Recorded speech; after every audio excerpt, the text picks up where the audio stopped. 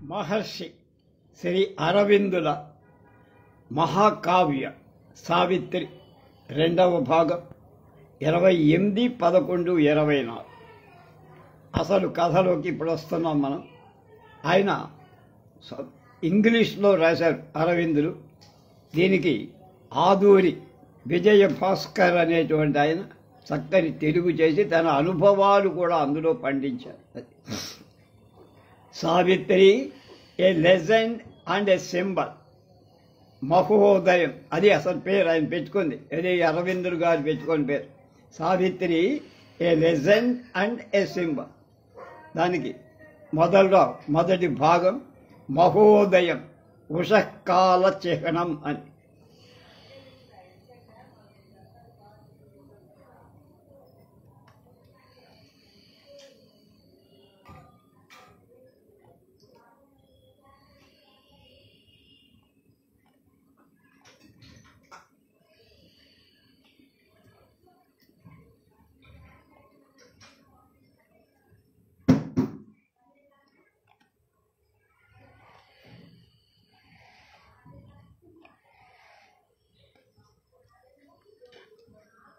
It was the hour before the gods awake.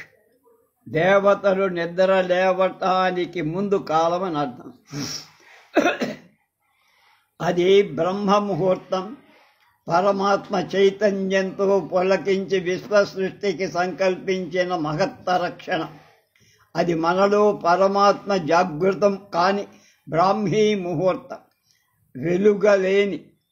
వెలుగులేని ఒంటరితనం.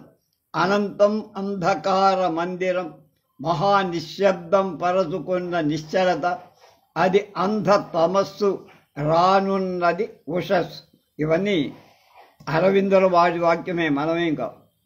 అది దేవతల ఇంకా మేల్కాంచని ఘటియ అన్న సావిత్రి ప్రారంభ వాక్యాన్ని దాదాపు 20 సార్లు మార్చి వ్రాసి చివరికి ఈ కూర్పుని సిద్ధం చేశారు అరవిందు. మనస్సు పైన ఎన్నో అంతస్తులు దాటిన తర్వాత లభించిన అభిమనస్సు ఓవర్ మైండ్ నుండి సావిత్రిని వ్రాశారు. అయినా అప్పుడు ఇన్నిసార్లు తిరిగి రాయటం ఎందుకు అని శిష్యుడు అడిగితే అలా వ్రాయటం కూడా ఆ స్థాయి నుండే జరిగింది. ఇది భవిష్యత్తు కవిత అని జవాబిచ్చారు. వేదాల్లో త్రిసప్త సమిధం అంటే 7x3 21 విశేషార్థ గూఢార్థం కలిగిన సంఖ్య. 21 క్రియా యోగ రహస్యం. 3 స్టెప్స్ 7 లెవెల్స్. 7 3 21. మహావతార్ బాబాజీ అని ఆయన ఓంకారంలోనే ఉంటుంది. అరవిందుల సావిత్రిలో ప్రతి పదం అలాంటి శక్తి కలిగి. ప్రతి పదం అరవిందుల ఆధ్యాత్మిక అనుభూతి రహస్యం. అన్ని వేద మంత్రాలే. సావిత్రిని నిత్యం విడవకుండా ప్రశాంతంగా భక్తి శ్రద్ధలతో పారాయణం చేస్తే ఆ మంత్ర అధిష్టాన దేవత సూర్యునిలో సవితృదేవత గాయత్రి, సావిత్రి, సరస్వతి శ్రీమాత మనకు అరవిందుల అనుభవాలను మనకు అందిస్తుంది. ఎవరైనా నన్ను చేరాలి అంటే అది శ్రీమాత ద్వారానే సాధ్యమని అరవిందులు తన శిష్యులతో చెప్పిన దాని అర్థం ఇదే. ఎక్కడో కథ మధ్యన వచ్చే క్లైమాక్స్తో సావిత్రి మహాకావ్యం ఆరంభమై మరుక్షణంలో సగం ఫ్లాష్ బ్యాక్ అవుతుంది. అది సత్యవంతుడు మరణించవలసిన రోజు. అంటే నారద మహర్షి పెట్టిన గడువు ఆ రోజుతో పూర్తవు. సత్యవంతుడు సకల సద్గుణ వల్లభుడు అయినా అల్పాయుష్కుడు. సావిత్రి ఆ రోజు కోసం నిరీక్షిస్తోందట. ఆ రోజు రానే వచ్చింది.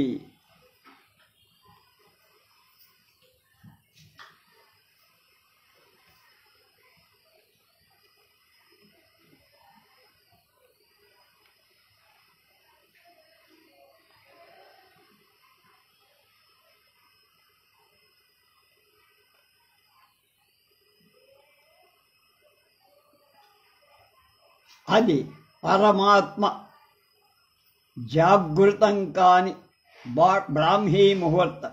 రాత్రి గడుస్తోంది, ఉదయం కానున్నది. ఆమెకు ముందు 3 రోజులుగా కంటిపై కునుకు లేదు. ఆ రాత్రి వ్రతం చేస్తుంది. మొదటి దర్శనమయ్యేది నిషీధం.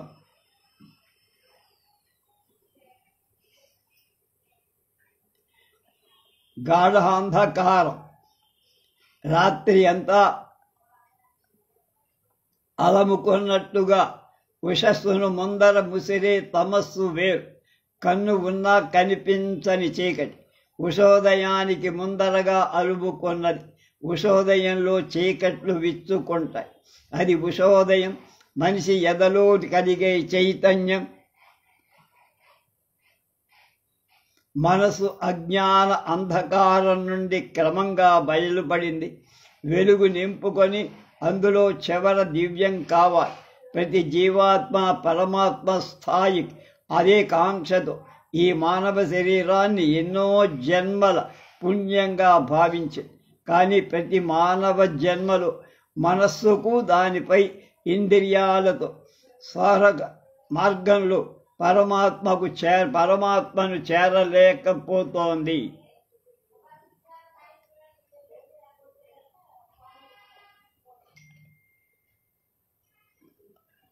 ప్రతిరోజు సూర్యుని రూపంలో ప్రత్యక్ష నారాయణుడు బ్రాహ్మీ ముహూర్తంలో అరుణోదయాన్ని కలిగిస్తున్నాడు. గీతలో కూడా ఇమం వివస్పతే యోగం ప్రోక్తానాం అహమవ్యయం. నేను మొదట్లో సూర్య భగవాన్ ఈ యోగాన్ని చెప్పా. మీరు కూడా ప్రతి సూర్యోదయం ద్వారా ఆ యోగ ప్రాప్తిని పొందండి అని గీత మనకు చెప్తారు. అరవిందో 24,000 వాక్యాలలో ప్రతి వాక్యంలో మిమ్మల్ని ఆ సబ్కాన్షియస్, సూపర్ కాన్షియస్ అనేటువంటి ఆ మధ్యన ఉన్న ఆ కాన్షియస్ బిందువు దగ్గరికి తీసుకువస్తారు. అది మీరు గమనించాలి. సావిత్రి మనసులో, మన శరీరంలో లేదు. రానున్న ఆపద గురించి క్షోభిస్తోంది. అలాగే సావిత్రి ప్రేమ కోసం, విజయం కోసం, విముక్తి, ఆత్మ విముక్తి కోసం, దివ్యత్వం కోసం, అమృతత్వం కోసం ఆమె జన్మించి, ఆమె జగన్మాత. అంతే, ఆమె అంశ అన్నమాట. ఆమె పుట్టుక లేని తాను సాధించాల్సిన కర్తవ్యం వేరొకటి ఉందని ఆమెకు తెలుసు. ఆమె ఇతరులకు తెలియకుండా, ఇతరుల సహాయంపై ఆధారపడకుండా మానవ జీవితంలోని బాధలను తనలో భరిస్తూ సమయం అనన్యమైనప్పుడు మృత్యువును ఎదుర్కోవటానికి తయారవుతోండు. విధిని ఎదుర్కొనే ప్రయత్నంలో ఆమె నిజంగా భౌతిక ప్రకృతి శాసనాన్ని అది ఎదుర్కొంటోంది.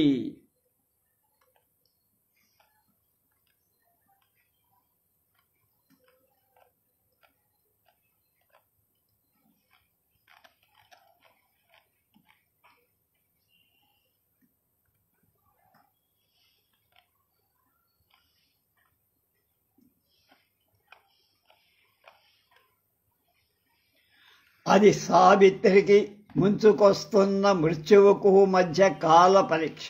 మృత్యువుకు దివ్య జీవనానికి మధ్య తలెత్తిన సమస్య. జీవుడికి బ్రహ్మ జిజ్ఞాసకు మధ్య జటిల సమస్య. అది జగన్మాత అంశ. సత్యవంతుడు సత్యవ్రత నిధి, సత్య ప్రతినిధి కూడా. సత్యం మొదట మృత్యువు వాత వద్దని పడ్డది. అజ్ఞానంలో చిక్కుకొని సావిత్రి తన ప్రేమతో సత్యాన్ని జయించి అగ్ని పునీత అయ్యింది. ఆత్మజ్ఞానంతో సత్యాన్ని దర్శించటమే మానవ జీవిత పరమావధి. అది సావిత్రికి ఉషోదయం, జగతికి మహోదయం. మరికొద్ది క్షణాలలో సావిత్రి మృత్యువును సత్యవంతుని రూపంలో దర్శిస్తుంది. సావిత్రి జగన్మాత అవతారం. అశ్వపతిలో శ్రీ అరవింద యోగి దర్శనం ఇస్తాడు. నేను అశ్వపతి యోగం పేరు. ఈ అశ్వపతి యోగమే అనుభూతి, అనుభవం అన్నీ శ్రీ అరవిందుడివి. అశ్వపతి యోగ సమాధిలో సృష్టి ఆరంభం వరకు వెళ్ళి చూశారు. అశ్వపతి పరమాత్మ అంశ, అది కాక పరబ్రహ్మ అంశ. సావిత్రిది త్రిజగన్మాత అంశ. ఇద్దరూ యోగ బలంతో తమ లక్ష్యాన్ని సాధించగలిగారు. సావిత్రి యోగ ప్రస్థానం సత్యం లక్ష్యంగా సాగి మృత్యువును జయించి మనిషిని దివ్య మానవుడిగా మన్ని తీర్చిదిద్దటం ఆమె లక్ష్యం. అందుకే అమరత్వానికి అడ్డుపడుతున్న మృత్యువుతో తలపడిందా. మృత్యువుతో అనేక విషయాల మీద వాదించింది. అశ్వపతి మహాయోగి. ఆయన స్పృశించని యోగ భూమికలు లేవు. చతుర్దశ భువనాలకు చుట్టి రాగల ప్రజ్ఞ అశ్వపతికి. కాలానికి అతీతంగా ప్రయాణించి సృష్టి ఆరంభం వరకు వెళ్ళాడు. మానవులు ప్రస్తుతం ఉన్న అన్ని రూప సమస్యలను, మూలాలను సూక్ష్మ లోకాలలో దర్శించాడు. ప్రతి యోగి అలా అశ్వపతిని, అటు సావిత్రిని ఆవాహనం చేసుకొని సాధన కొనసాగించి ఆ పాత్రల ద్వారా శ్రీ అరవిందో పొందిన యోగానుభూతులను, అమృతత్వ ప్రాప్తిని మనమందరం పొందాలని శ్రీ మాతారవిందుల భావం. మానవ మనస్సులో ఎన్నో అంతస్తులున్నాయి. అందులో ముఖ్యమైనది ఉన్నత మనస్సు, హయ్యర్ మైండ్. ప్రదీప్తమై మనస్సు, ఇల్యూమినస్ మైండ్. మరిత మనస్సు అంటే ఇనిషియేటివ్ మైండ్. ఇంకా ఆ చివర ఉన్నది అధిమనస్సు.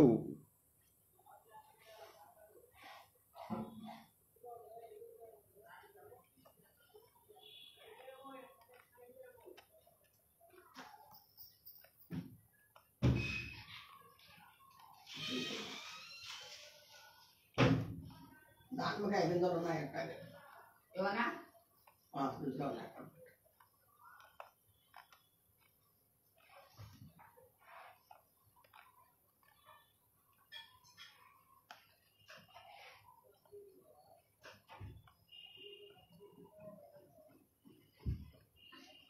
కొబ్బరికాయ పట్టలేదా?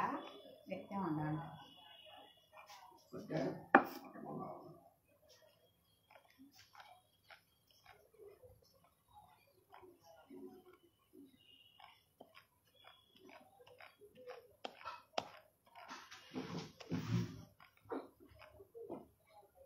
మరి అరుణ చిక్కుల ముక్కలు తీస్తాం.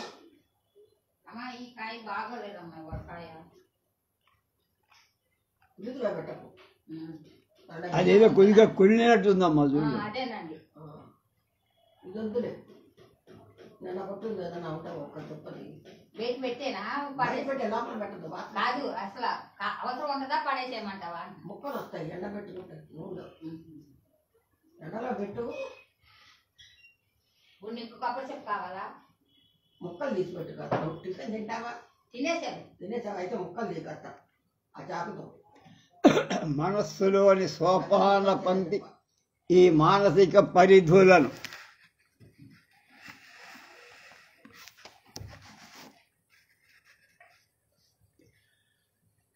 అవతల అతిమానసం సూపర్ మైండ్లో అంటే ఈ ఉంది.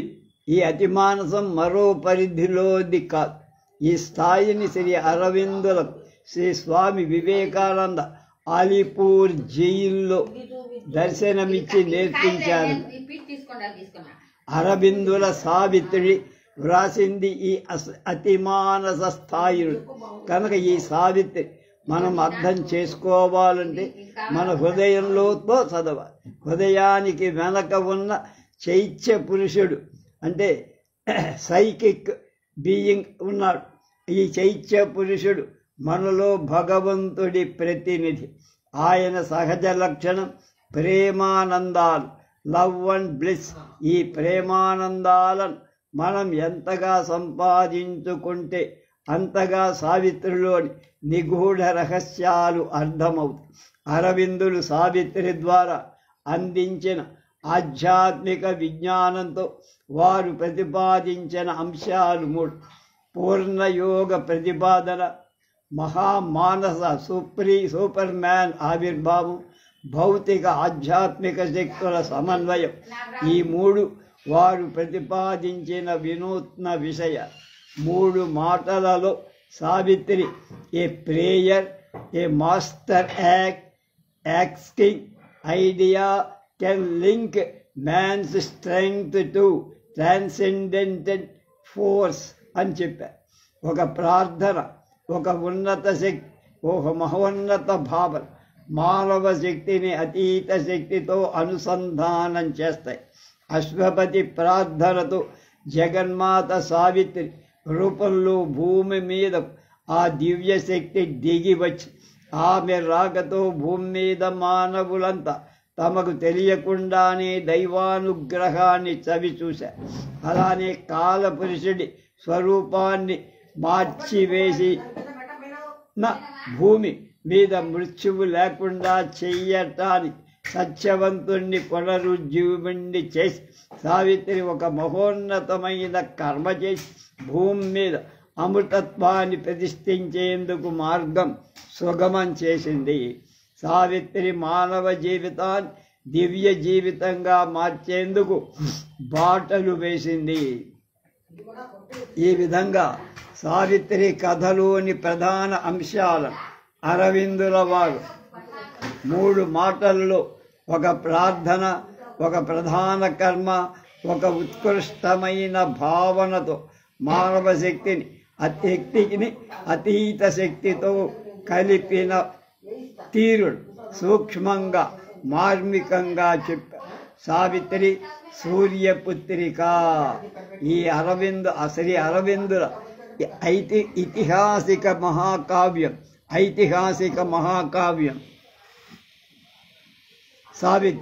సావిత్రిలో మనకు 12 పుస్తకాలు ఉన్నాయి. ఇవి 49 అధ్యాయాలు. ఈ 49 అధ్యాయాల్లో 38 అధ్యాయాలలో యోగంపై చర్చ ఉంది. ఈ 38లో అశ్వపతి యోగం, సావిత్రి యోగం మొదటి పుస్తకంలోని ప్రారంభం. ఆ తర్వాత ఇందులో 49 అధ్యాయాలు కాబట్టి 49 సంవత్సరాలు దీన్ని పాలిష్ చేశాడు అరవింద్. తర్వాత నాకు తెలిసినంత వరకు అది వరల్డ్ రికార్డేమో, ఒక రైటర్ ఒక పుస్తకాన్ని అన్నిసార్లు రాయటం. కనుక ఈ పుస్తకాన్ని సావిత్రిని మీరు చదువుతుంటే చాలు, మీ మానసిక స్థితి మారిపోతుంది. గ్యారంటీ ఇది. మదర్ ఆ గ్యారంటీ ఇస్తుంది. మీకు అర్థమైనా అర్థం కాకపోయినా, మీకు అర్థమైందా కాలేదా అనే ప్రశ్న లేదు. అది చదివేయండి, మీకు ఆ విధమైన సమస్యలన్నీ తీరుతాయి. సావిత్రి పారాయణ అన్ని సమస్యల్ని తీరుస్తుంది. సమాధి.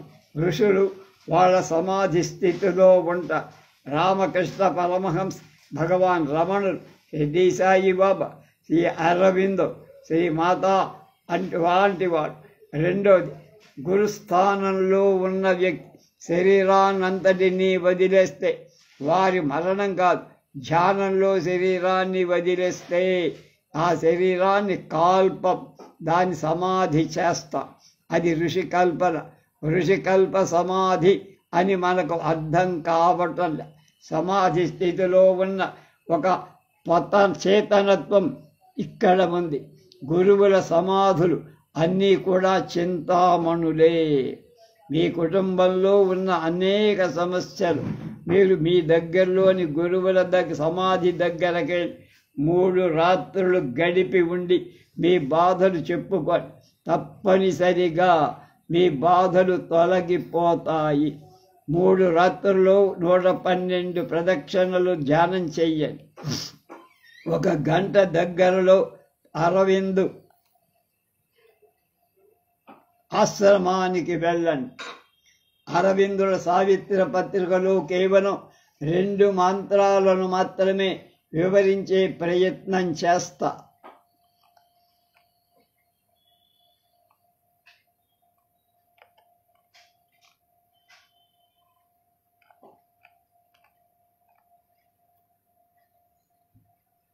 It was the hour before God's awake, when all can be done if the God touch is here. భగవంతుడి స్పర్శ ఉంటే అన్నీ చెయ్యగలం అనేదన్నమాట. అరవిందో దేవతలను దర్శించిన ఋషి కనుక ఈ మంత్రాలు మీ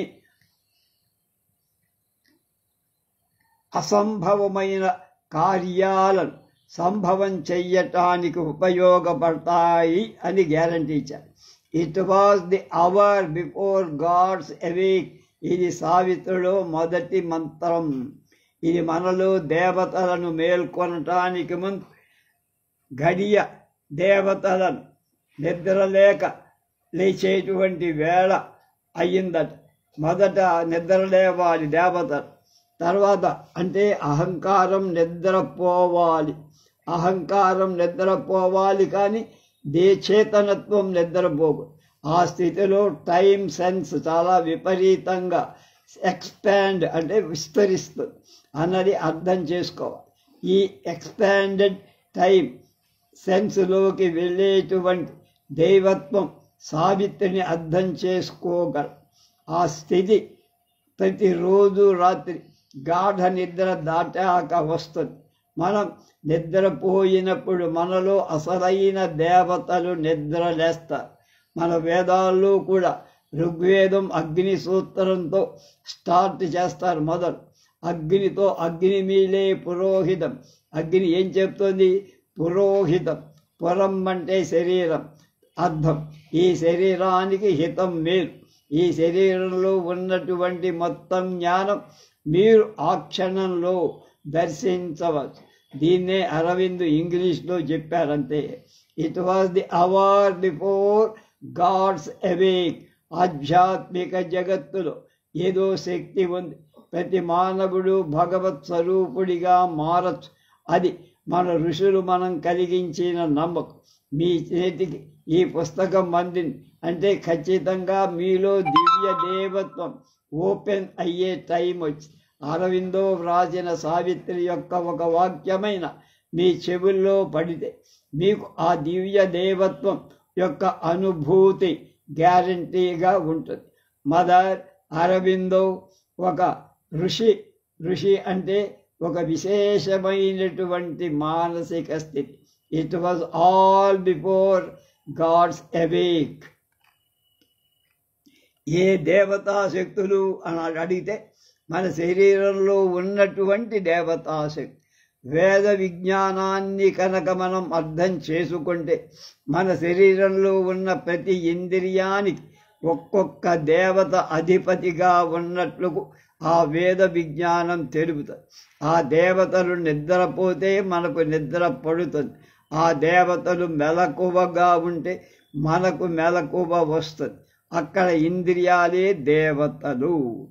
ది అవర్ బిఫోర్ అంటే సూర్యోదయానికి ముందు సంధ్యా సమయం, బ్రాహ్మీ ముహూర్తం గురించి చెప్తున్నాడు అరవిందో. ఉషోదయ వేళలో ఇంకా సూర్యుడు ఉదయించడానికి ముందు ఉన్నటువంటి కాలం గురించే చెబుతున్నాడు. ఉషోదయం గురించి 2 విషయాలు మనం తెలుసుకోవాలి. సూర్యుడు ఉదయించాడు, సూర్యుడు అస్తమించాడు. ఆ సూర్యుడు ఉదయించి అస్తమించి రోజు ఎందుకు అలా జరుగుతోంది అనే ప్రశ్న మనకు వస్తే మనలో కూడా అలాగే జరుగుతుంది. ఈ ప్రశ్న కనుక మీలో ఉదయిస్తే ఆ క్షణంలోనే మీరు మహాత్ములైపోతారు. మనలో హృదయంలో ఏం జరుగుతోంది ఈ ప్రక్రియ, దీన్ని గమనించిన శ్రీ రామకృష్ణ పరమహంస స్వామి వివేకానందుడు కన్యాకుమారిని పంపించాడు. ఆ జ్ఞానోదయం ఆయనకి అక్కడ జరిగింది. కన్యాకుమారి వివేక రాక్ అని ఉంటుంది కదా, అది అసలు సూర్యోదయమే పెద్ద యజ్ఞం అని చెప్పారు అరవిందో గారు. కోట్ల వీళ్ళు అరవిందో అంటారు, మనం అరవిందులు అంటాము. ఆ మాటకి తక్కువ పలికితే మనకు కొంచెం ఇబ్బంది. కనుక అరవిందులు అందమ్మ. కోట్ల సంవత్సరాల నుండి ఈ సూర్యుడు అలాగే ఉదయిస్తున్నాడు. దీన్నే భగవద్గీతలో కృష్ణ పరమాత్మ అసలు యోగ రహస్యాన్ని చెప్పారు. ఇమం వివశ్యతే యోగం ప్రోక్తావాన్ సహమవ్యయం వివస్వాన్ మనవే ప్రాహ మనురిక్ష్వాక బ్రవేద్ అని. నాశనరహితమైన ఈ నిష్కామ కర్మయోగ తద్వారా పొందబడే జ్ఞాననిష్టను పూర్వమే నేను సూర్యుడికి చెప్పానబ్బాయి. సూర్యుడు వైవస్వత మనువుకి ఉపదేశించాడు. మనువు ఇక్ష్వాకుడైనటువంటి ఇక్ష్వాకుడికి బోధించాడు. కనుక సూర్యుడికి ఈ యోగ విద్యను మొదట నేను నేర్పాను. ఈ యోగ విద్య ఈ సంపూర్ణ సౌరశక్తి మండలం వల్లనే సౌరశక్తి మండలం అంతా నడుస్తుంది. ఇది ఎందుకు నడుస్తోందా, దేని కొరకు నడుస్తోంది, సూర్యుడు దేనికోసం ఎంత పని చేస్తున్నాడు, ఇక్కడ మనం తెలుసుకోవాలి. అది సబ్జెక్ట్ మ్యాటర్, అంటే విషయం. అది మీలో ఉన్న దేవత్వాన్ని చైతన్యత్వాన్ని ఒక్క దేవతాశక్తులు నిద్ర లేచే టైం వస్తేనే మీరు సావిత్రిని వింటారు. ఒకసారి వెలుతురుని లోపలున్న దాన్ని చూసినటువంటి వ్యక్తి ఎంత చీకటిలోకి వచ్చినా ఆ వెలుతుని వాడు మర్చిపోలేడు. అలాగే సూర్యోదయానికి ముందు నిద్రలో ఉంటాం. ఎందుకు నిద్రలో ఉంటాం? మనలో ఉన్న దేవతాశక్తులు నిద్రపోతూ ఉంటాయి. కనుక మన శరీరంలో ఏకాదశ రుద్రులు, ద్వాదశాదిత్యులు, అష్టవసులు, 2 అశ్విని దేవతలు యొక్క సమూహం 38గా పనిచేస్తూ ఉంటాయి. మన శరీరంలో ఏ దేవతాశక్తి పని చేయకపోయినా ఆ ఇంద్రియం మనకి పంచే. ఆఖరికి ప్రతి శక్తికి ఒక అధిదేవత ఉంటుంది. కనుక అశ్విని దేవతల వల్లనే మనలో నిద్రపోవటం, నిద్ర లేవటం అనే ప్రక్రియ జరుగుతుంది. మనలో శరీరం, ఆత్మ, చేతనత్వం ఈ 3 ఉంటాయి. ఆత్మ, దానినే మన జీవితం, లైఫ్ అండ్ లైఫ్ ప్రిన్సిపల్ అని రకరకాలుగా పిలుస్తారు. చేతనత్వం అంటే శరీరంలో ఉన్న ఆత్మ యొక్క పరిణామ క్రమం, అంటే ఎవల్యూషన్. ఈ చేతనత్వంలో మార్పు రావాలి. అది ప్రతి సూర్యోదయంలో మనకు అందిస్తాడు. అది మనం పట్టుకోగలగాలి. It was the hour before God's awake. దేవతలు నిద్రించే ముందు కాలం అభిన్నమైంది, ఆసన్నమైపోయి. దేవతలు నిద్రలేచే ముందు కాలం ఆసన్నమైంది. ప్రతిరోజు రాత్రి మనం నిద్రపోతాం, గాఢ నిద్రలో నిద్రపోతాం. అప్పుడు పడుకున్న వాళ్ళ టైం ఉందా? పడుకున్న వాడికి టైం సెన్స్ లేదు, టైం లేదు. ఆ టైమ్లెస్నెస్ దేవతల్లో ఉంటారు. దేవతలు కాలానికి అతీతంగా ఉంటారు. పడుకున్న వాడిని దేవతలు, అశ్విని దేవతలు లేపుతారు. వాళ్ళు లేపకపోతే మనం లేవలేం. Gods awake made gods awake and aware that awareness. The gods awake అంటే దట్ ది అవేక్నెస్. వాళ్ళు జాగృతం చేస్తారు. యా నిశా సర్వభూతానాం తస్యాం జాగర్తి సంయమి యస్యాం జాగర్తి భూతాని సా నిశా మత్స్య పశ్యతో మనే అని గీతలో 2:69. సమస్త ప్రాణులకు ఏది రాత్రి దానిలో ఇంద్రియ నిద్ర పరపటానికి యోగి మేలుకొని ఉంటాడు. దేనిలో ప్రాణులు మేలుకొని ఉన్నారు అది పరమార్థ తత్వాన్ని దర్శించే మునీంద్రుడికి రాత్రిగా అనిపిస్తుంది, కనిపిస్తుంది. రాత్రి సాధనలు చెయ్యాలి అంటే మేలుకొని సాధనలు చెయ్యమని కాదు. మీరు జాగ్రత్తలో మెలకువగా ఉండి మీరు కాన్షియస్లోనే ఉంటారు. సూర్యుడితో మీరు సమానంగా ఎదగాలి. If you want to become one with sun, so solar energy యొక్క గొప్పతనాన్ని మీరు అర్థం చేసుకోవాలి. అంటే నిద్ర క్రియేటివ్గా మార్చుకోవాలి. మొత్తం యోగ సాధన ఇదే. జ్ఞానిశా సర్వభూతాని తస్యాం జాగర్తి సంయత్. నిద్రను సాధారణంగా మార్చాలి. నిద్రని క్రియేటివ్గా మార్చుకోవటం నేర్చుకోవాలి. మొత్తం యోగ సాధన అది. కనుకనే మన పండగల రూపేణ వచ్చినన్ని రాత్రి సాధనలు. దసరా నవరాత్రులు, గణపతి నవరాత్రులు, ఉగాది వసంత నవరాత్రులు, దత్త జయంతి నవరాత్రులు. ఇలా నిద్రని సాధనంగా మార్చితే మీరు నిద్రపోతూనే ఉంటారు. లోపల సాధన జరుగుతూనే ఉంటుంది. అప్పుడు సూర్యోదయం జరుగుతుంది. అది రహస్యం. It was the hour before God's awake. మీ శరీరాలలో ప్రతిరోజు పొద్దునే ఆ దేవతా శక్తులు ఎలా మేల్కొంటాయో కనుక అలా పట్టుకోగలిగితే ఒక అద్భుతమైన సాధన అది అవుతుంది. ప్రతిరోజు మనలో రాత్రి జరిగేటువంటి సంఘటనలు చేత్వరత్వం నిద్రపోతూ ఉంటుంది. మళ్ళీ ఆ చేతనత్వం నిద్రలేస్తూ ఉంటుంది. ఆ ప్రాసెస్ ఏమిటి అంటే నిద్ర ఎలా పడుతోంది అని దాన్ని మీరు పట్టుకోవటం ప్రకృతి మీకు చెప్తుంది.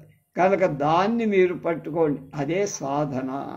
మనలోని ఆ దేవతా శక్తులను పట్టుకోవాలంటే అది మనం మనం అంతఃకరణ వల్లనే సాధ్యమవుతుంది.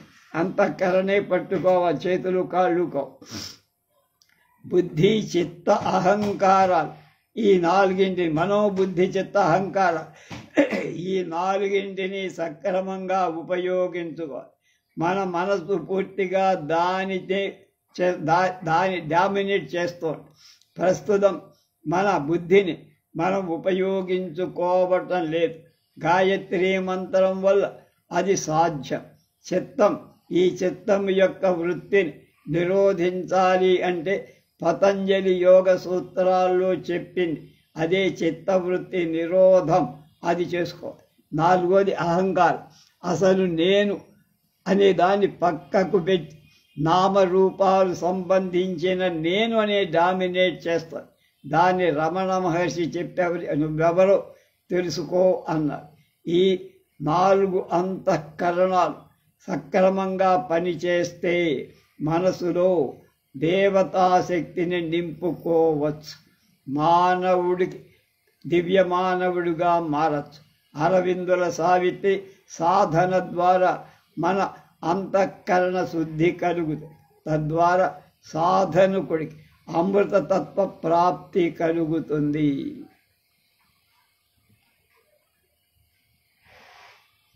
దివ్య జీవనం అరవిందుల సావిత్రి.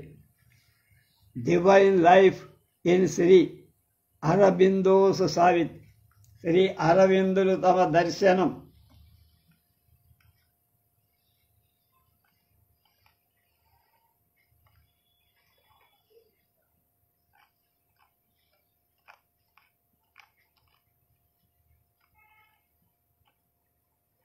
డివైన్ లైఫ్ దివ్య జీవనం అనే మహాగ్రంథంలో వెల్లడించారు. అది వారి సైద్ధాంతిక గ్రంథం. దానినే ఈ కావ్యంలో సావిత్రిగా చెప్పారు.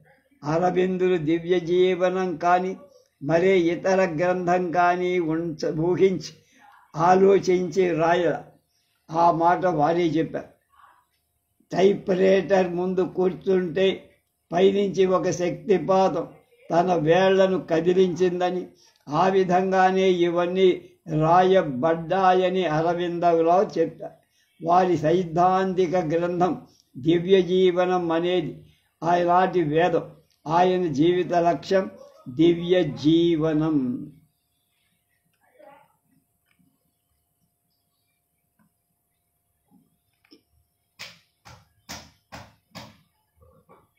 అరవిందో సావిత్రిని వ్రాస్తూ ముందుగా 2 పుస్తకాలు వ్రాశారు.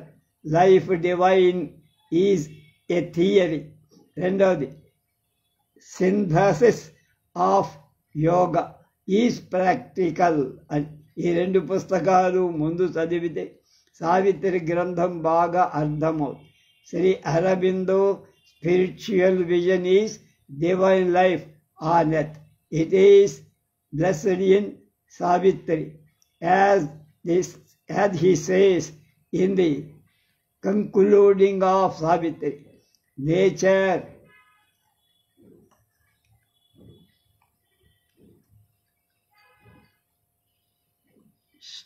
shall live to manifest secret God.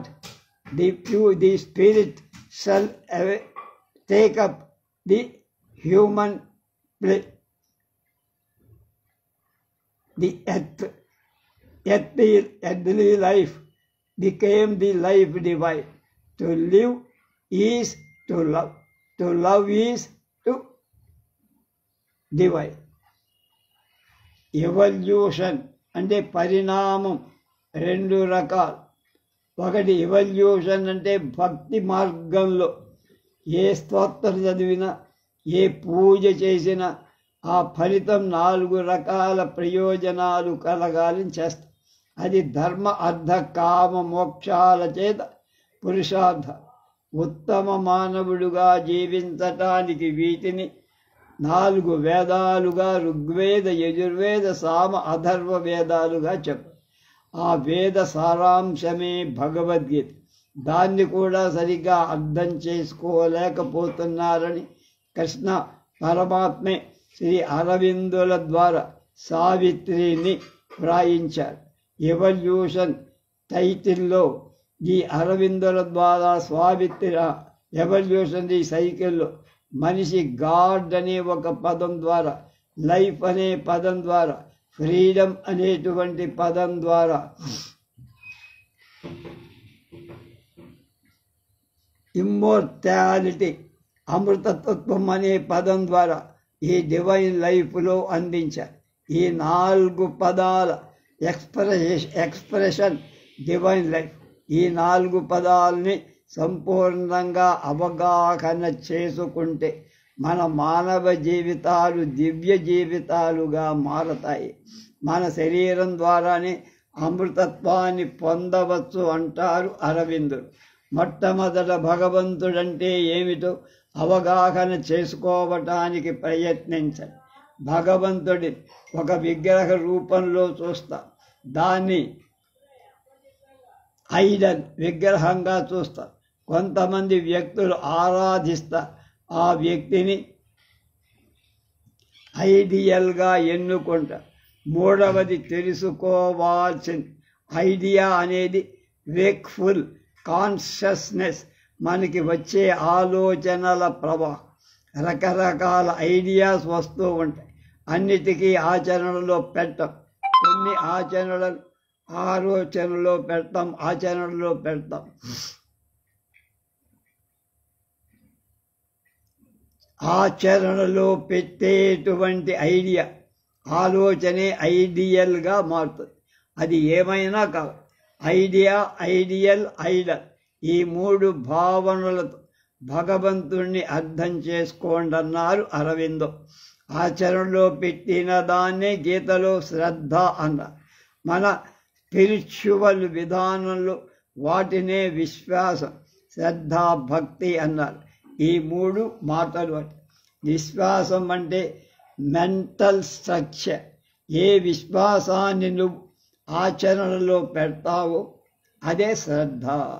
ఏ శ్రద్ధ నీ శ్రద్ధ ఎలాంటిదో అంటే నువ్వు దేన్ని ఆచరిస్తావు అది దాని ప్రకారమే నువ్వు మారతావు. శ్రద్ధ హృదయం నుండే వస్తుంది. అలాగే ఇలా ఈ విశ్వాసం అంటే ఒక రకమైనటువంటి నమ్మకం. వ్యాయామం చేసి యోగాసనాలు వేసుకొని ఆహార నియమాలు పాటిస్తే ఆ రోజున ఉన్నన్ని డయాబెటీస్ రోగాలు ఉండవు. It has been proved.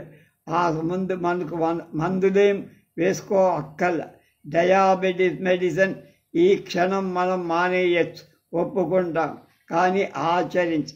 అలాగే టీ కాఫీలు మానేస్తే మోకాళ్ళు నొప్పులు పోతాయి, కానీ కనుక సమంకాయం శిరోగ్రీవం ధారయన్నచలం స్థిర సంప్రేక్షనాసికాగ్రం స్వం దిశశ్చాల్పానవలోకయన్ అన్నాడు భగవంతుడు.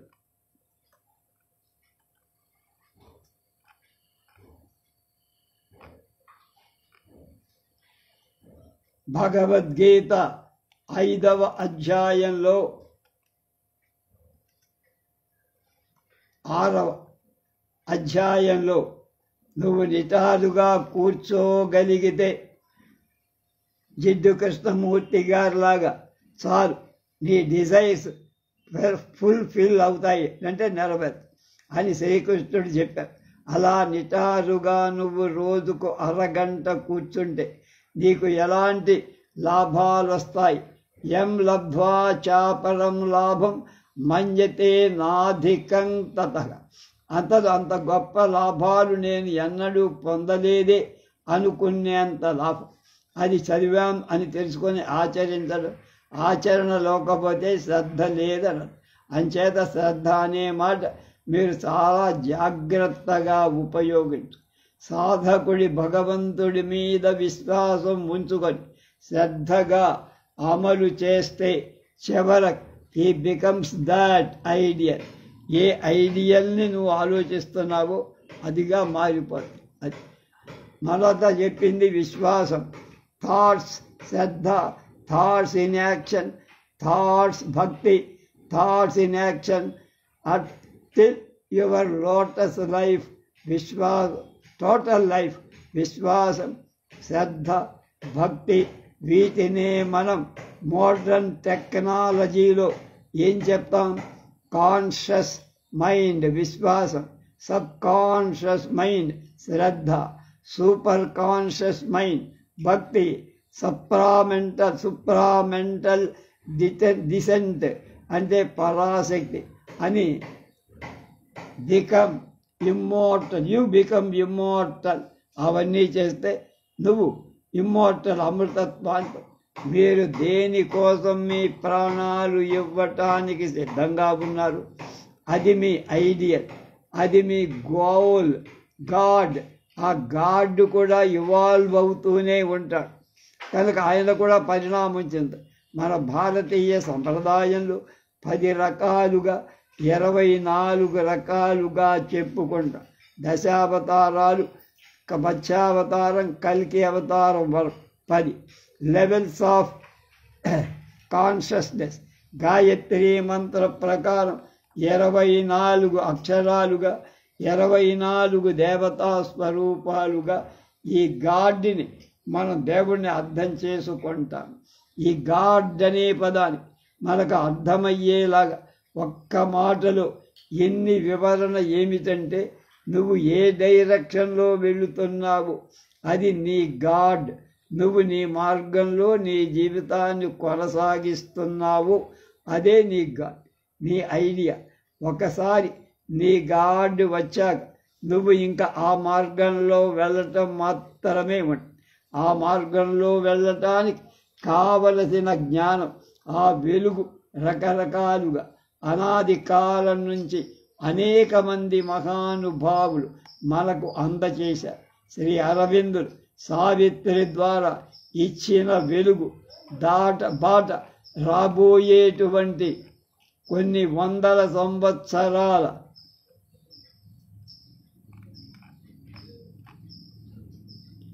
వరకు మరొకరు ఇవ్వలేరు. మన జీవితానికి అసలు కావాల్సిన మార్గదర్శనం చేశారు అరవింద్. ప్రస్తుత సమాజంలోని మనుషులకు ధనమే వాళ్ళ గాడ్. మనుషులు దేనికి ఎక్కువ విలువ ఇస్తారో వారికి అది గాడ్.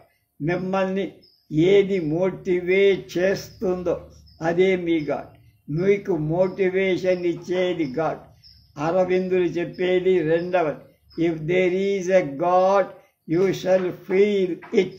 భగవంతుడు ఉన్నాడని మనమందరం నమ్ముతాం, కానీ మనలో ఎవరికైనా ఆ భగవంతుణ్ణి చూడాలని ఉందా, అనుభూతి పొందాలని ఉందా, ఉండాలి. ఆ తపన ఉంటే నువ్వు దేవుడు. ఫ్రీడమ్, మనమందరం అవస్థపడి ఫ్రీడమ్ అంటే స్వాతంత్రం. Freedom is to talk, freedom to pray or our ఇండివిజువల్గా. స్వాతంత్రం మా జన్మ హక్కు.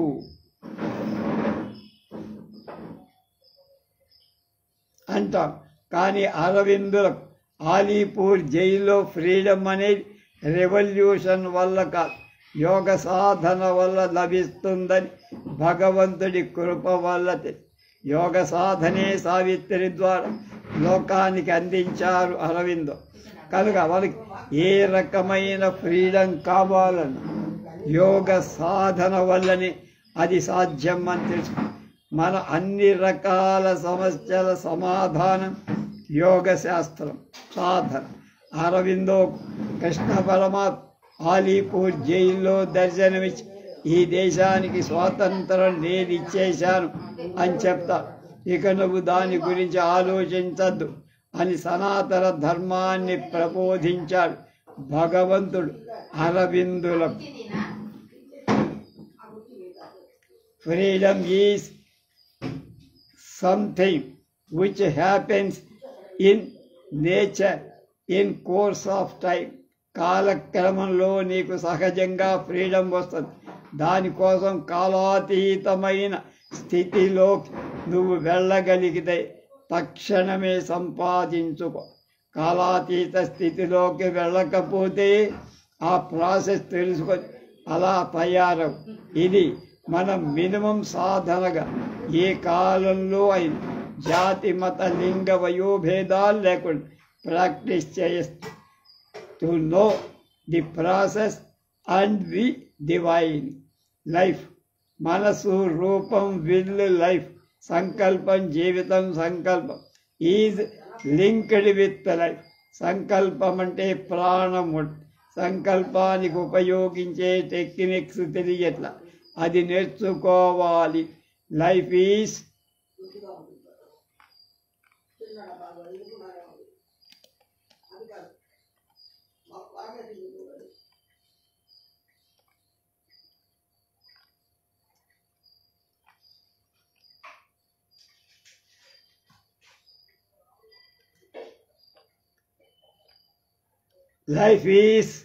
with will.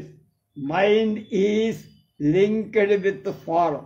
ఈ ఈక్వేషన్ ఎప్పుడూ గుర్తుంచుకోవాలి. Life, will, mind, form. ఈనాడు ఉన్న సర్టెన్ పెయిన్స్ అంటే కొన్ని నొప్పులు, ముఖ్యంగా డయాబెటీస్, హార్ట్ ట్రబుల్స్, వీటికంతా ఎక్కడ అసలు కారణం అంటే మన ఆధ్యాత్మిక పరుగులు. ఏం చెప్తారు? ఆధ్యాత్మిక పరులు. డయాఫ్రమ్ మీ దగ్గర అన్నీ ఒక చోట చేరతాయి. మీరు జాగ్రత్తగా పరిశీలన చేసుకొని క్లియర్ కట్ బ్రీతింగ్ టెక్నిక్ తెలుసుకుంటే డయాఫ్రమ్ లూజ్ అవుతుంది. డయాఫ్రమ్ అంటే అర్థమవుతోందిగా లంగ్స్ అన్నమాట, ఊపిరితిత్తు. హార్ట్ వీటిని ఇంటెస్టైన్, లివర్, స్ప్లీన్ వీటితో వేరు చేసే ఒక మజిల్ ఉంది. కనుక డయాఫ్రమెటిక్ బ్రీదింగ్ చెయ్యండి. విల్ అంటే లైఫ్ కంటిన్యూ అవుతుంది. లైఫ్ ఎనర్జీ తగ్గితే డిసీజ్ జబ్బంట్.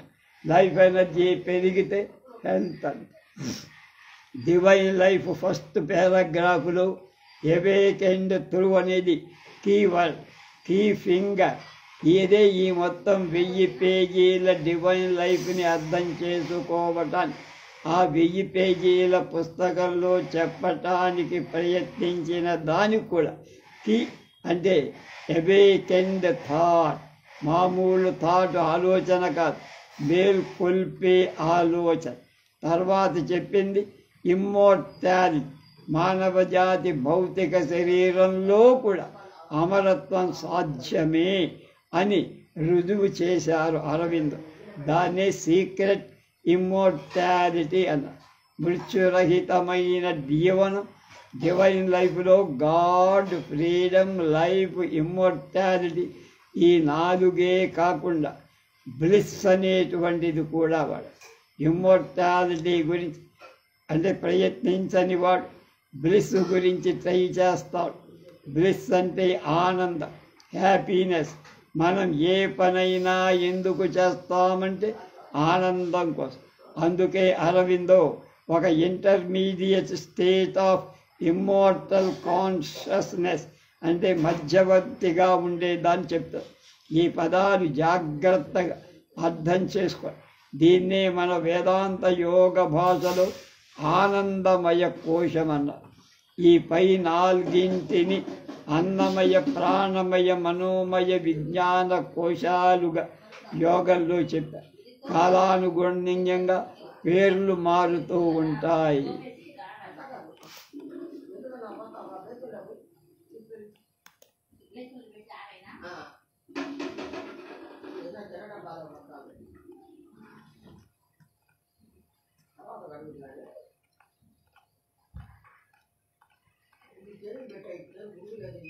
కానీ భావం ఒక్కటే.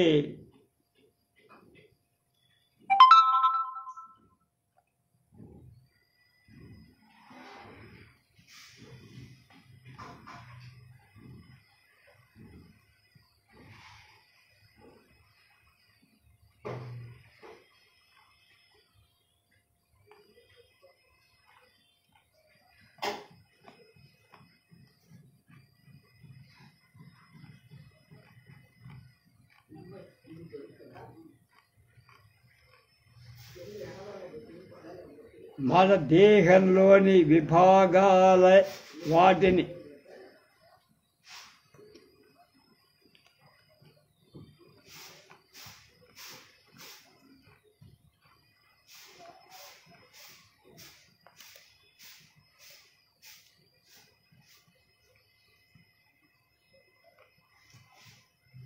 గ్లాన్స్ సైన్స్లో లలితా సహస్రనామంలో అమ్మవారు పంచకోశాంతంలో 5 కోశాల మధ్యలో రహస్యంగా భగవత్ స్వరూపం మనకి చెప్పబడింది.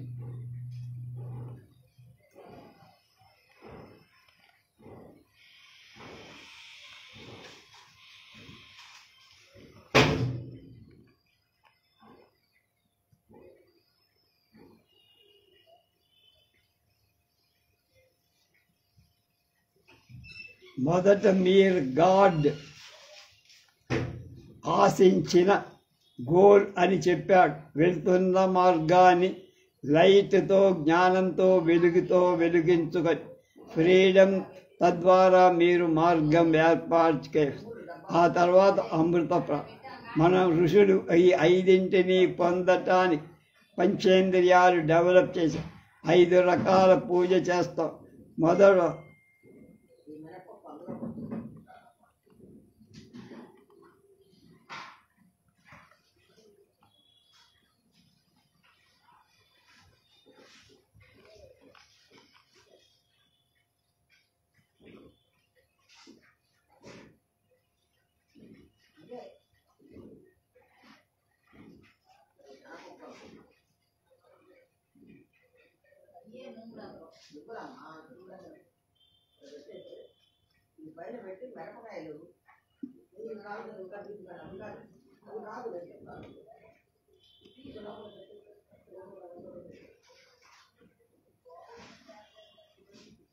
మొట్టమొదటిది గంధం సమర్పయామి, భూతత్వం మూలాధారం. రెండవది కలశం, జలతత్వం స్వాధిష్టానం. మూడవది అగ్ని దీపం, మణిపూరక చక్రం. 4 అగర్బత్తీలు, వాయువు అనాహత చక్రం. 5 పుష్పాలు, ఆకాశతత్వం. ఈ 5 పూజలో వాడతాం. ఈ 5 కూడా స్పెషల్ ఆర్గాన్స్, అవయవాలు ఇవాల్వ్ అవటానికి ఎలా ఉపయోగపడుతున్నాయో తెలుసుకొని మీరు చేస్తే ఇవాల్వ్ అంటే పరిణామం చెందుతారు. తెలుసుకోకుండా చేస్తే మెకానికల్. ఏ పూజ అయినా, ఏ స్తోత్ర పారాయణ, మంత్ర జపమైన తెలుసుకొని చేస్తే శ్రద్ధ, విశ్వాసాలు కలుగుతాయి.